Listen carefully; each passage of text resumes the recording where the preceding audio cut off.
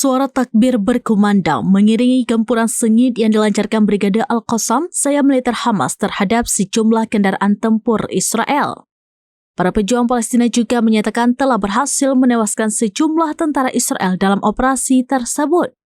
Peristiwa krusial ini terjadi pada Kamis 26 Juni di wilayah dekat Bukit Muntar, Gaza Timur. Dalam serangan yang terencana, pejuang Hamas berhasil melumpuhkan setidaknya 2 tank Merkava, sebuah pengangkut personel lapis baja, serta 1 bulldozer D9. Aksi penghancuran ini dilakukan menggunakan ranjau berdaya ledak tinggi yang disinyalir mengenai pasukan Israel saat mereka dalam posisi tidak siap. Secara terpisah, Brigade Al-Quds juga merilis rekaman video yang menunjukkan ledakan ranjau yang menargetkan konvoi militer Israel di bagian timur Khan Younis.